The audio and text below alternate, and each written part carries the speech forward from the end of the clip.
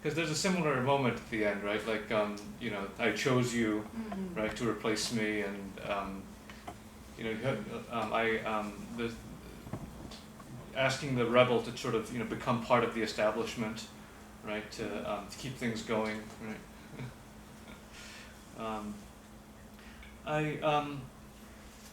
Let's see. Okay, so of course, going back to the film, I mean, of course, we can sort of make, I think, comparisons between the kind of totalitarian society with the therapeutic, right? As laid out by Reef, and I think that's a question. I mean, I think that's a connection that is pretty fruitful one to make. Yet at the same time, of course, because everyone is made to feel good, but one, I think, crucial difference, of course, between the reality of the social reality of the film and that of the really existing United States, is that in the film the family is intact, right? Like everyone stays, marries and has 2 kids, there's a kind of a uniformity, right, in terms of how people live, right? And so it's not a kind of society where there's a lot of variety in people's tastes and in appetites. Everything is kept very, very narrow, right? Out of the perception that narrowness and sameness, right, create peace, right? Because it keeps people from envying each other. But the therapeutic in real life, right, is associated with the emancipation of desire, right, which also is kind of a key concept for Baudrillard as well, right? That Baudrillard also links the emancipation of desire to the breakdown of symbolic exchange, and also basically the prohibition on revolution, right? You can't have a revolution once people's desires have been emancipated. Now, of course, Harrison has the hope, right, that if he can just show people what's happening, right, he'll bring about change. Right. And I wonder if this might be, of course, it's this kind of gesture I think is necessary, for the plot, right? But of course, but I think it also might strike us as somewhat naive, right? I mean, if people are basically satisfied with the kinds of lifestyles and and the kind of the simple lives that they're leading, right? Exposing them to the great works of Western civilization, art and culture, may not, will probably not make much of a difference, because these people won't have the appetite or the desire, for such things in or the first place, and then they won't even recognize, their value. But of course, it's interesting that Claxon, Christopher Plummer's character, says that that maybe that about 1% of the people were moved by, the program, and that's still 3 million people, and 3 million people can still lead a revolution. Right, so which kind of goes to the point that if you want to have a revolution in a society, you don't need to influence everybody. You can just influence, a fairly small number of people. It's actually elites, who create a revolution. So, as the saying goes, the Bolsheviks were not a majority, right? But I think the Bolshevik, means majority, right? So they were a small group of people, but they pretended and claimed to be representing the majority, or representing everyone. But I guess I'm wondering what you made of the ending. I mean, did you find the ending to be, optimistic and or hopeful? I mean, does the ending suggest that there'll be a change in this society? I think it was quite optimistic in that the younger generation was more willing to take off their bands, and the way the children did it, it seemed more natural, and for them it was like just a pastime, and I think they were getting used to the notion of the bands not always being necessarily there. And I think Yeah.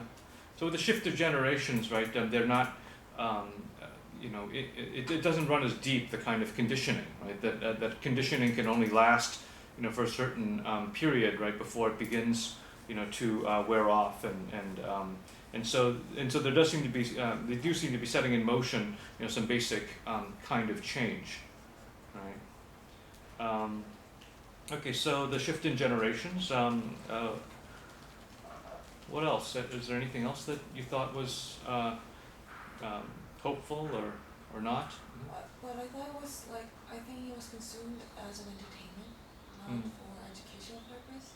And not about gaming, but about his approach to educate the public was very interesting. He used, as you said, art and culture, use it to educate them. I don't think that was effective.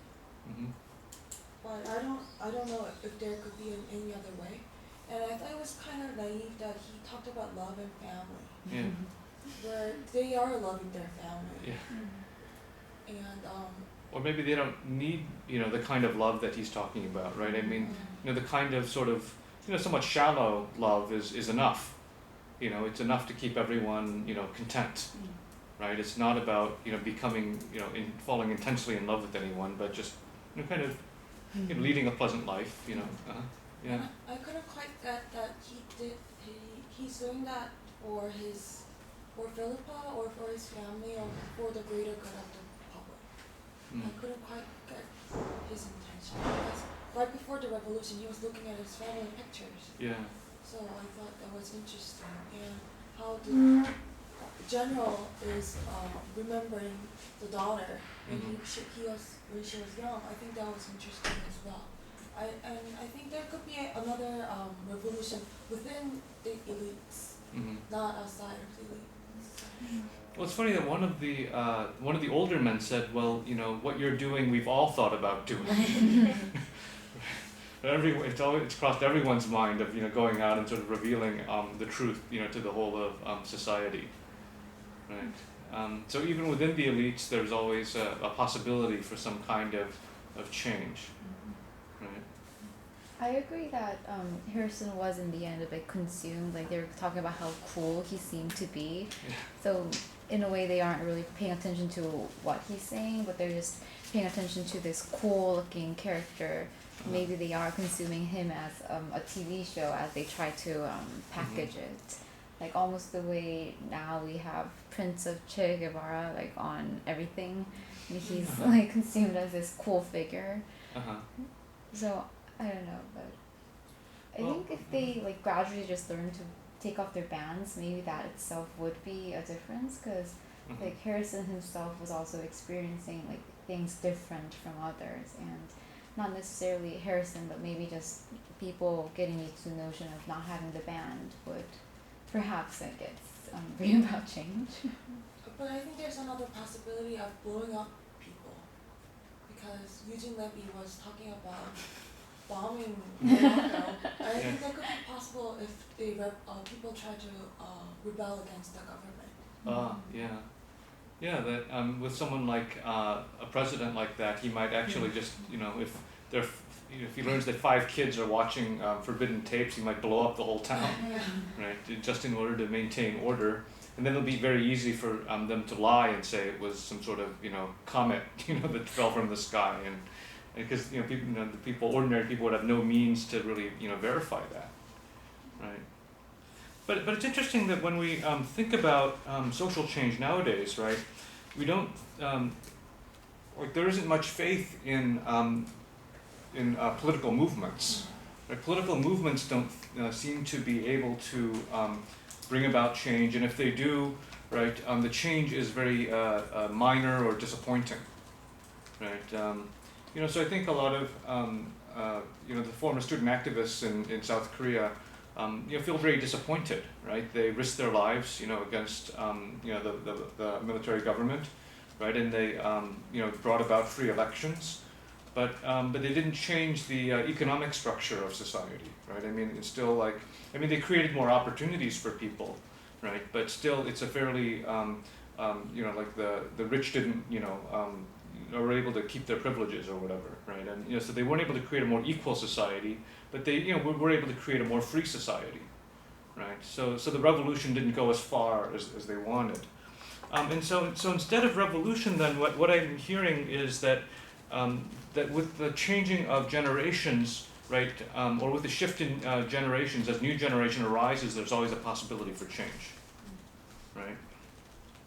So new generations will bring about change, and that this change is probably going to be, obviously will run against the values of the status quo, right? Which means that this younger generation, like Harrison and Philippa's son, right, will be freedom loving, right? Will be drawn to culture, will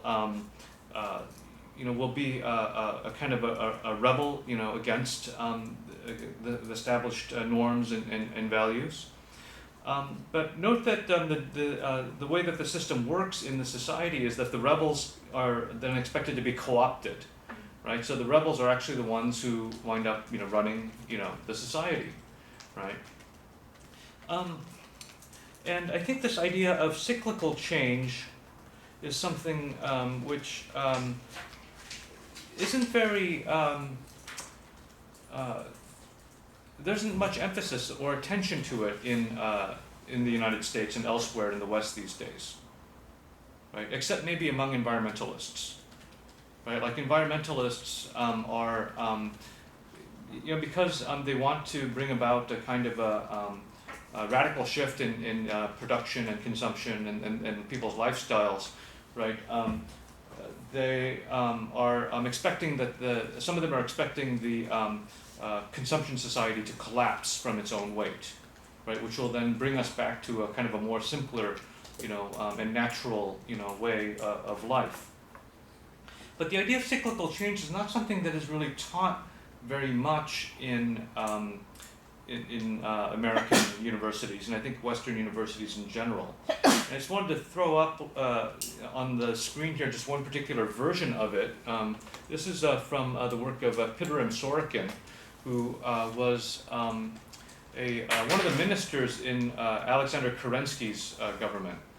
So I don't know if you know who Kerensky was, but he was the first post-revolutionary leader of Russia, right? So after the Tsar was overthrown, Kerensky came to power, but Kerensky's supporters were generally the educated liberal elite, and that was a very small segment of Russian society.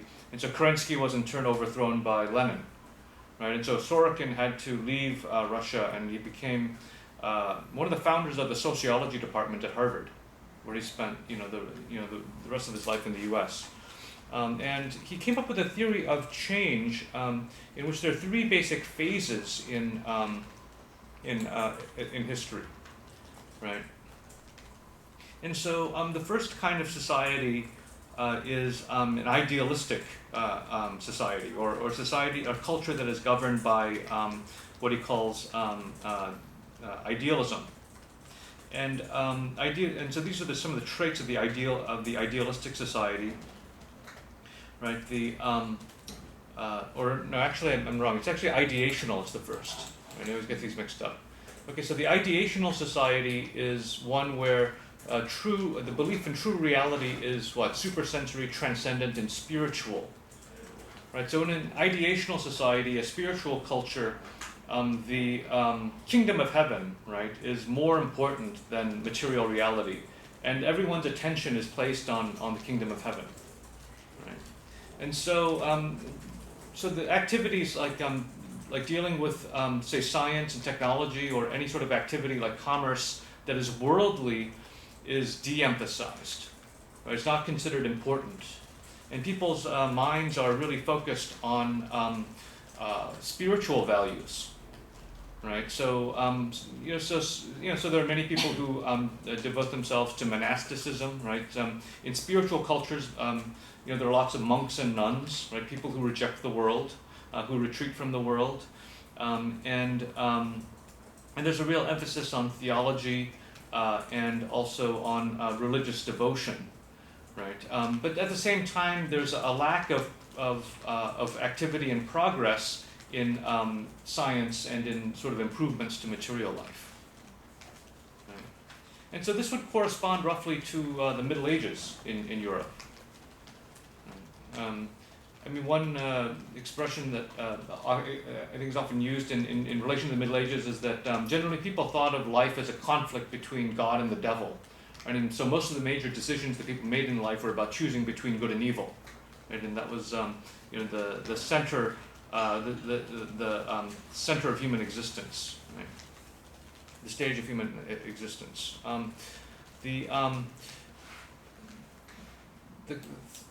But then there's a shift from an ideational society to an idealistic society, right? Where there's a kind of, it's a middle ground between the spiritual values and the values of science and commerce, and also there's a appreciation of sensory reality. Right, so if you look at art from the medieval period, there's not much of an emphasis on beauty, but within an idealistic culture, which tries to synthesize both the heavenly and the earthly, right? There is then a kind of a new discovery of an appreciation of beauty, right? And so, as you might expect, Sorokin relates the idealistic culture to the Renaissance, right? So there's in the Renaissance, there's a kind of an attempt to synthesize both Christianity and paganism. Right? And so there's so people are people's minds are then freed then to undertake scientific discovery and also become more focused on changing institutions of this world, right? And then the third phase is what he calls the sensate or materialistic culture, right? Where where most people believe that the true reality is the reality of the senses, right? The material world. So to the extent that they deny that the spiritual is actually it should influence our lives, right? So this kind of belief in material reality then permeates all of society, and so people are unable to think in any other terms other than materialistic terms. So there's a lot of emphasis on science and technology, but not much in the areas of religion and theology. Right? The dominant values are wealth, health, bodily comfort, sensual pleasures, power, and fame. So the therapeutic, right? Therapeutic values are dominant. And then people generally define the world in utilitarian and hedonistic terms. So the value of something is measured according to how useful it is and how happy it makes you. Right? Everyone believes that laws are conventions and that they can be changed. Right? And then art and entertainment emphasize stimulation. Right? So in the decadent stage of a sensate culture, there is an emphasis on the new and the shocking. Right? So hence sensationalism. And then of course there's a decline in religious belief and practice. Right? So it tends either towards fundamentalism, right, or to kind of a vague, feelings of the New Age, where people have these kind of, spiritual practices that they just sort of pick up and manipulate, to make themselves, feel better. And so for Sorokin, history operates in these kinds of cycles, right? We go from ideational to idealistic, and then finally to sensate. And then once the sensate begins to break down, once society has become, say, overwhelmed by greed and competition and also a certain kind of stupidity, right? Because people are really unable to, to create, really meaningful, engage in meaningful work, and people are distracted by, by a kind of sensationalistic entertainment culture. That this is setting in motion a return to the ideational, right? Which is again reflects a kind of a backlash, against the materialistic values of the sensate, culture. But I think the question, however, that I mean, certainly this has been true in the past, but I guess the question that I wonder about is whether this is actually going to be true for us in the future, right? Are we still, living out a kind of history where, history moves, according to these cycles, right? Or is there something about the modern world that actually breaks the cycle?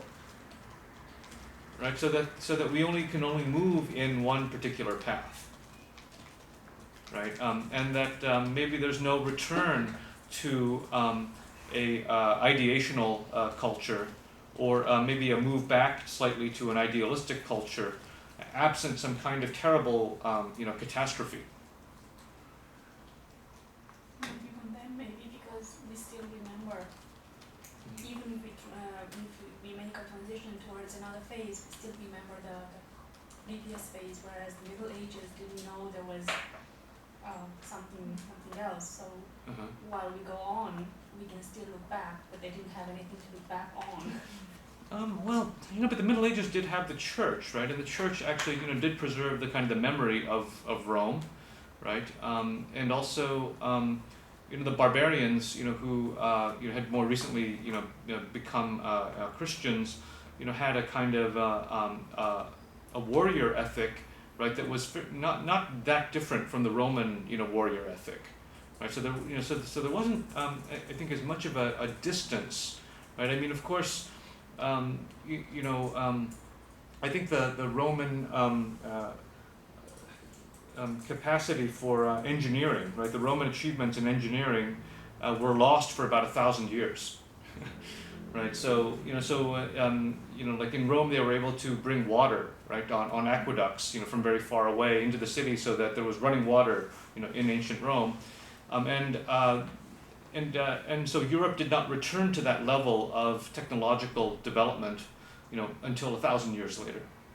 Right, so that's how long that kind of period of I guess you could call it, people call it the Dark Ages, for that reason, right, lasted, right, and so one wonders whether in order for the cycle to work, right, we would have to undergo another sort of an extended period of dark ages where where people have to live according to some kind of discipline, and there's no other choice, right? I think that one sort of insight that Sorokin has to offer is that, of course, religions are very strict, right? Christianity, obviously preaches a very strict, and some would say an unreasonable morality, right? But one of the reasons why religions preach such a strict moral code is that the theologies were formed during periods of enormous social breakdown, right? And that only a very strict code could enable people to survive, right? And also to pass on,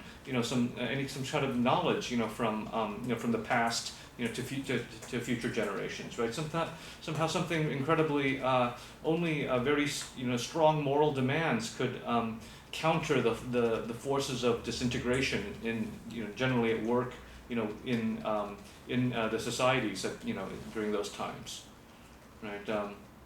And so, of course, for people who grow up under more comfortable conditions, right, for many of them, religion seems very unreasonable, right? But of course, religions are born, that is to say, during these periods of social upheaval, right? So perhaps there only some sort of terrible upheaval might bring about a shift in the cycle, because.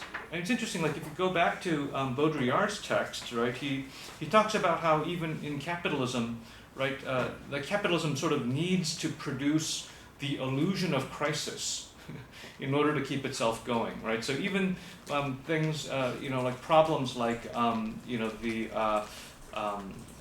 the shortage of oil, right? And the rising price of oil is actually, everyone talks about it as, as a kind of worrisome development, right? It could ruin the economy.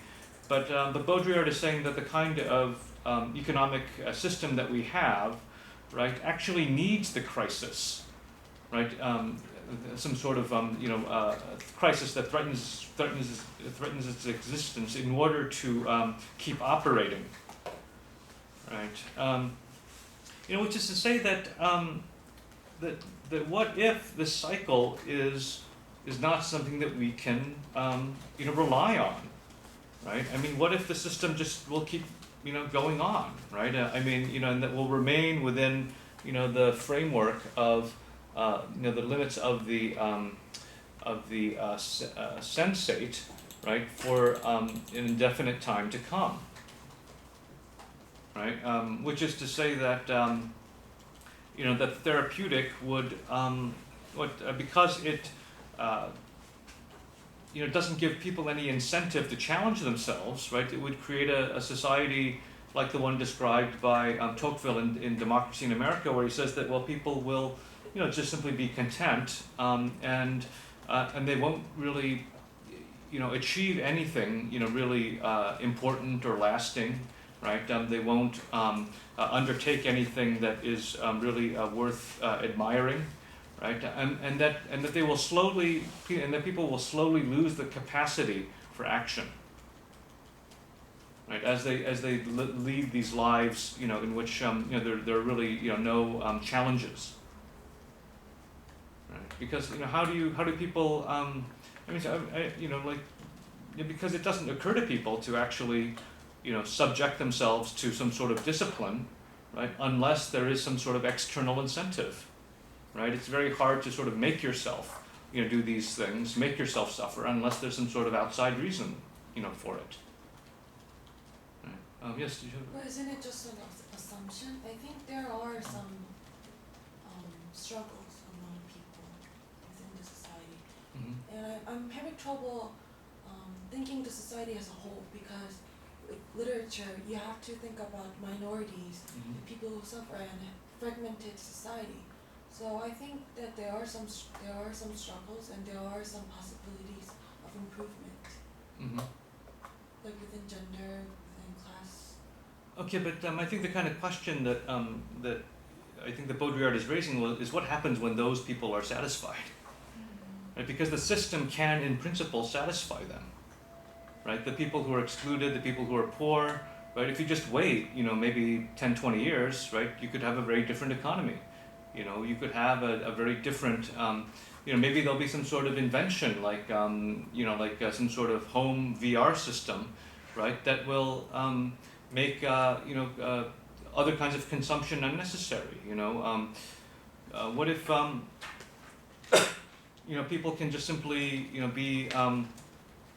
be made happy through, the media and through drugs. I mean, they're now loosening drug laws in the United States, and it's sort of hard not to, conclude that it's also being done to manage the poor, right? So that the poor can have something to do that will, where they can,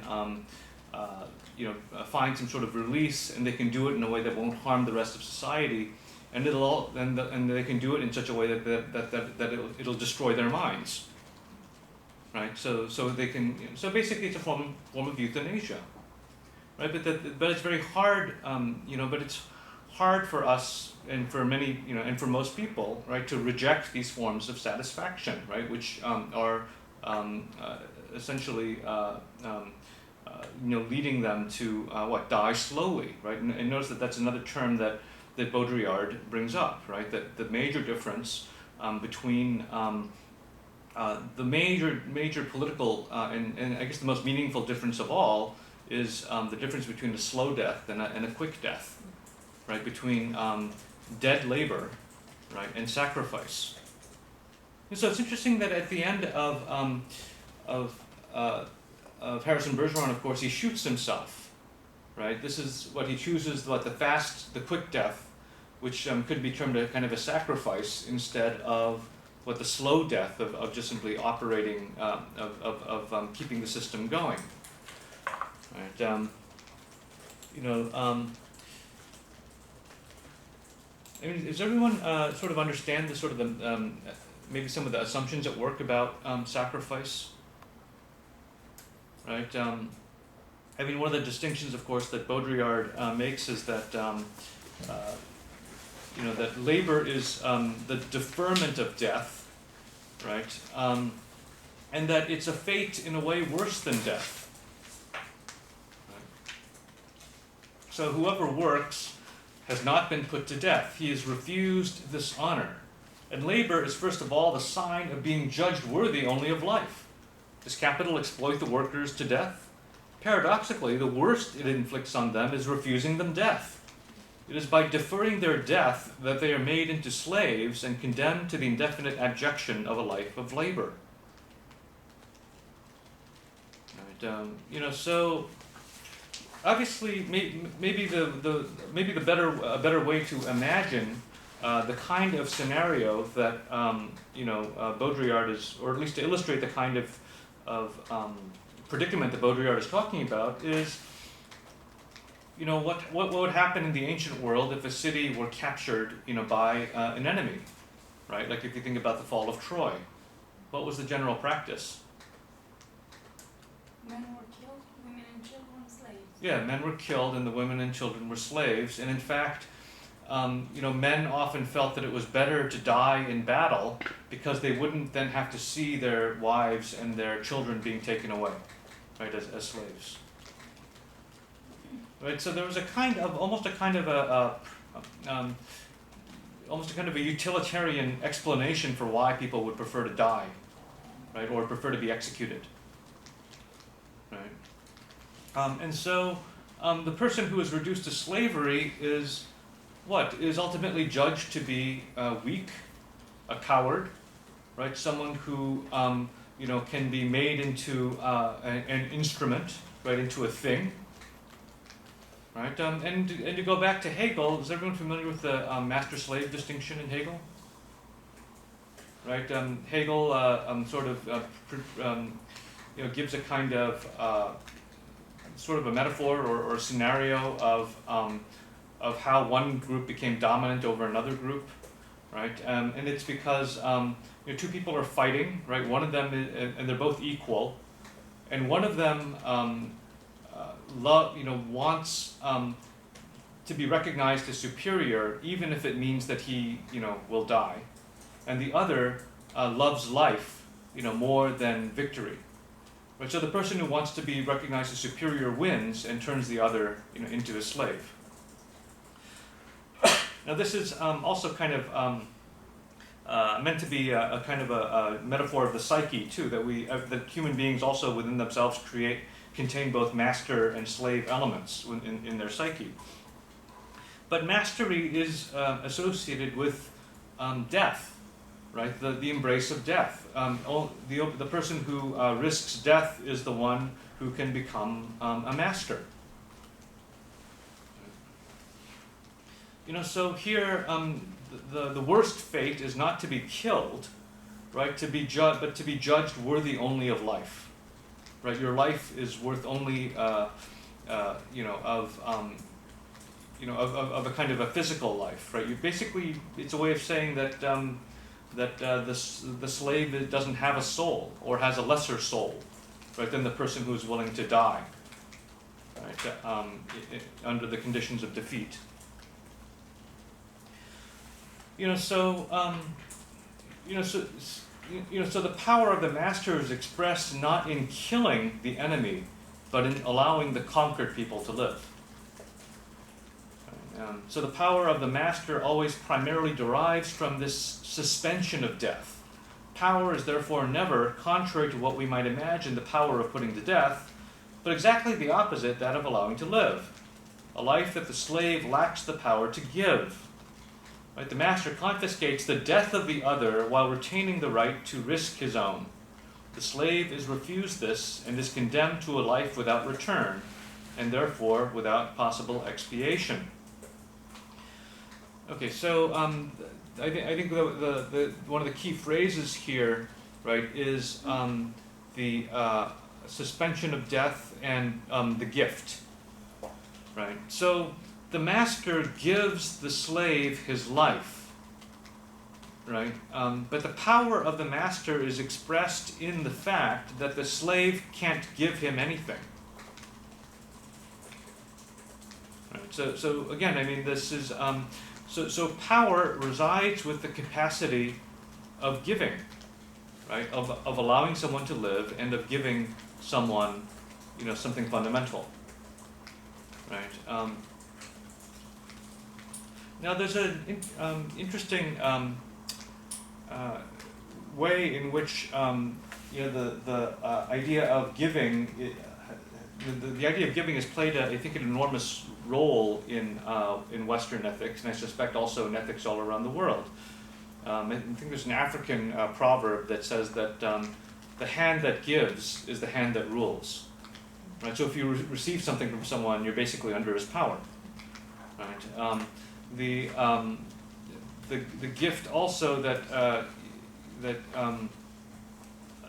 Baudrillard is talking about is okay. Well, if you go back to the speech of Pericles in Thucydides, that Thucydides gives in the history, right? He talks about how the Athenians give freely, right? And that this is a sign of the glory of Athens, is that they are more eager to confer benefits on others than to receive, to receive them from others, right? And that within Aristotelian ethics, this is a sign of the gentleman, right? The gentleman is someone who is ready to give, and is really not very happy to receive, right? Because to give to someone something is to show your superiority, but if to be given something by another is to be in his power, and also to it's a sign of your own sort of inferiority, right? So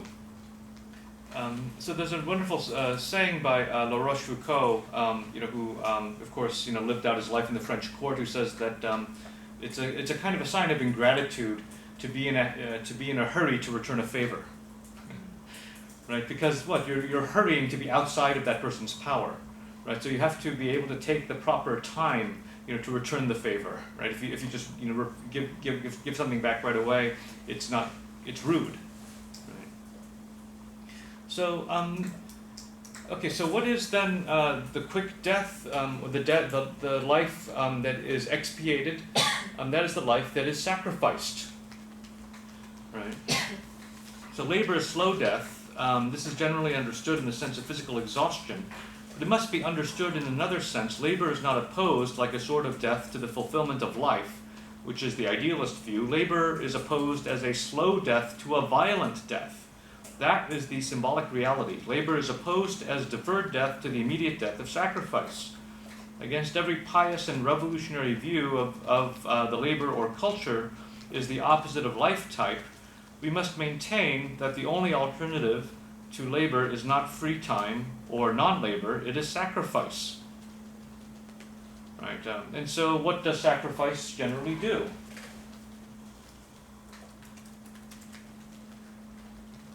How does sacrifice operate?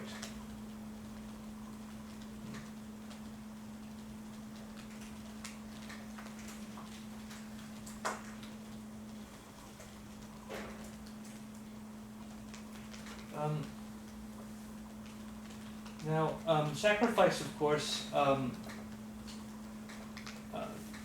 like who are figures that are sacrificed? I mean, what sort of happens in a general? What would be an example of a person who is sacrificed? Jesus.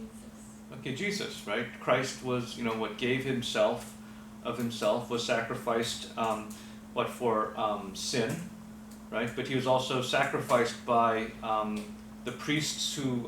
Why did the priests sacrifice Jesus? Was getting too popular. He might cause trouble, right? They didn't want any kind of attack from the Romans, right? So I think, what does Caiaphas say? Like, one man should die for the people, right? For the good of the people. But then, so So Christ, Jesus is sacrificed, for the common good, essentially, right? Not only for all of sort of human sin, right? But also in a political sense because he's become too dangerous, right? And that he might actually invite some kind of attack, right? Reprisal by the Roman army, right, on Jerusalem. So. But then what is the result of a sacrificial death? Okay, well he saves humankind, but what sort of effect does this have in a worldly sense, like in the world? Okay, it changes the world. In what? There's like a debt that. Yeah, like everyone then is indebted to him. Yeah. Right, all his followers are indebted to him. Right, everyone then has to remember the life of Jesus. Right, within the church, everyone has to live in such a way as to follow his example. Right, so sacrifice is a kind of death that enables a human being to achieve authority after death. Right? And the same thing, of course, would be true of Socrates, right? That it's only after Socrates died, right, that Plato was able to write a kind of philosophy that shaped the course of the world. Right? That he became a type, you might say, right? A human type that has relevance. Right? It's through sacrifice that individuals become relevant beyond the periods in which they live. So you might say that a wise ruler, right, a person who is very prudent, about the long-term future of his or her country and his or her people, right, will always try to avoid situations where someone will become a martyr. Right, so they'll try to either bribe figures like Socrates and Jesus into supporting the system, right, to co-opt them, or they will enable them to lead out their lives in a kind of a peaceful way, right? But in any case, I mean, there's a kind of a power that individuals have, right, that exceeds any kind of actual existing worldly power, right? Which is the power of being sacrificed.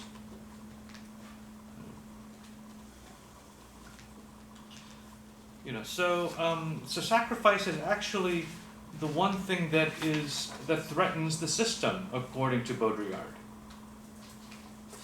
Right? I mean, if and note that the Baudrillard's account of contemporary society is very, very similar to Reef. Right? It's a society where signs don't have stable meanings. Right? The meanings can always change. There's also what he calls a sort of a revolution in the laws of value. Right? So signs don't have to.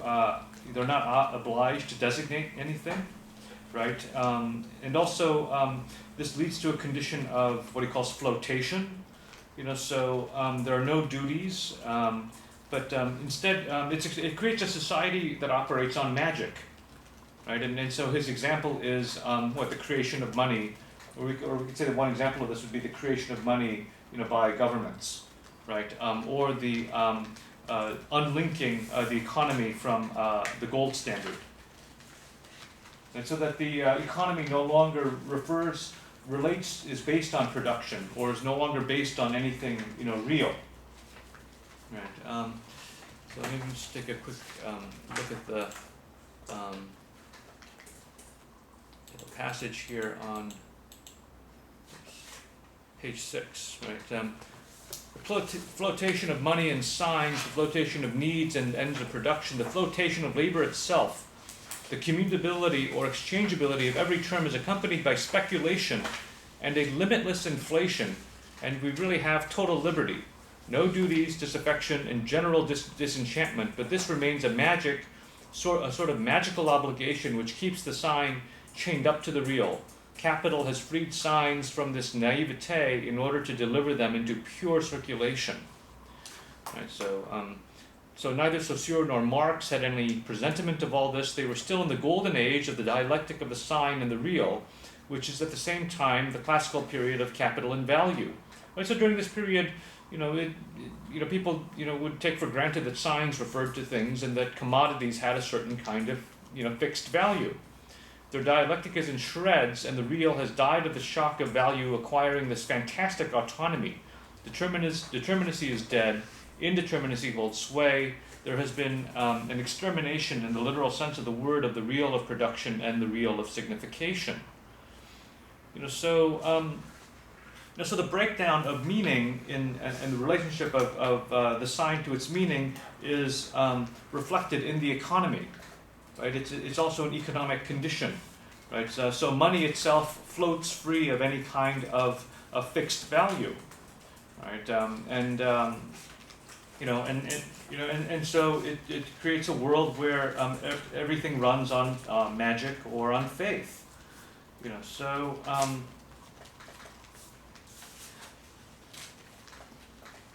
And perhaps the corresponding cultural form is entertainment, right? Where one show can basically mean mean the same thing as any other show, right? Interchangeability is the law that governs this world.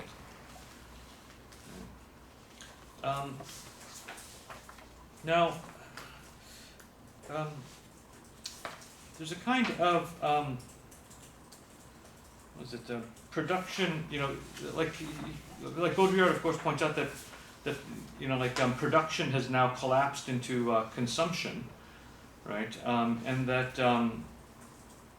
it's no longer possible to distinguish labor from other activities, I think he's very much I think he's very accurate in presenting a kind of neoliberal situation, right? In which labor becomes indistinguishable from other activities, right? Like free time. And of course, if you look at tech companies, right, like Google, one of the ways in which one thing that they're known for is that they have lots of playrooms, right? It's as though they're erasing the line between work and play, which means that people never leave work, essentially, right? People are expected to spend really long hours, working there because they also have playrooms, showers, places where they can, have leisure, right, within the workplace, right? And all this is seen as a way of raising productivity. In the novels of J.G. Ballard, there's also, he writes about the kinds of psychological conditions that people suffer, right, when they have to work all the time, right, and that there's no world away from work, including leisure. And so the kind of therapeutic techniques they practice are related to violence. They'll go out and kill migrant workers, right? Because they can kill them and not get in trouble, or they can do things like engage in the drug trade, right? Some sort of transgression that enables them to escape for a moment their regimented, lives. But of course, work is now the source of distinction, right? And so. So on page 21, right, it says production at the top. Production is severed from every reference to social finality.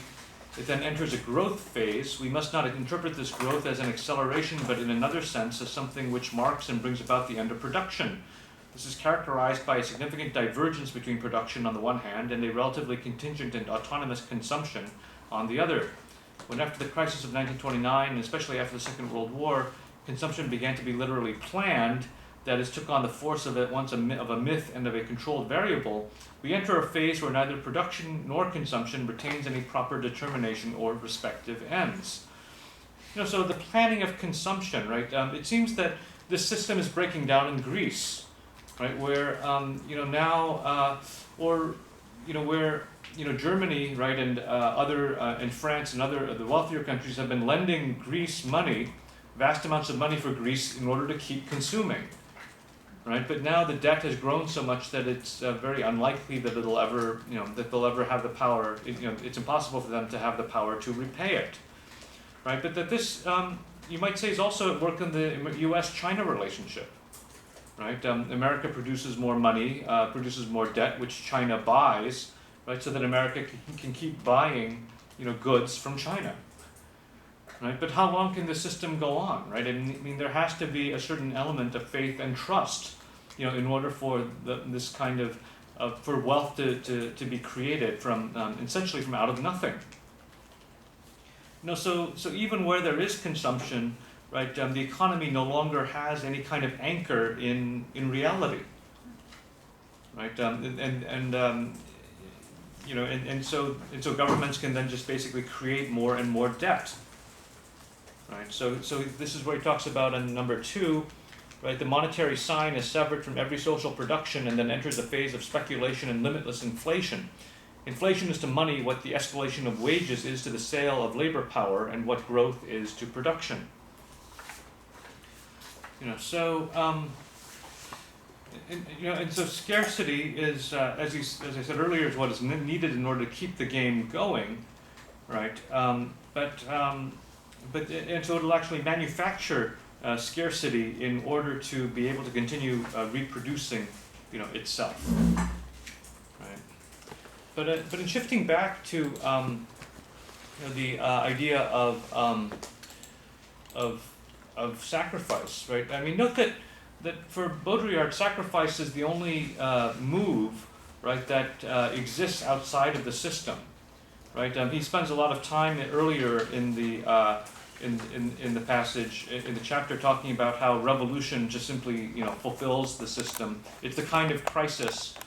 Political movements provide the kind of crisis that the system actually needs, right? But that the only way to go outside of the system is to essentially to sacrifice oneself, right?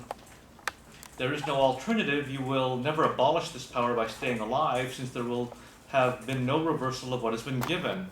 Only the surrender of this life, retaliating against a deferred death with an immediate death, constitutes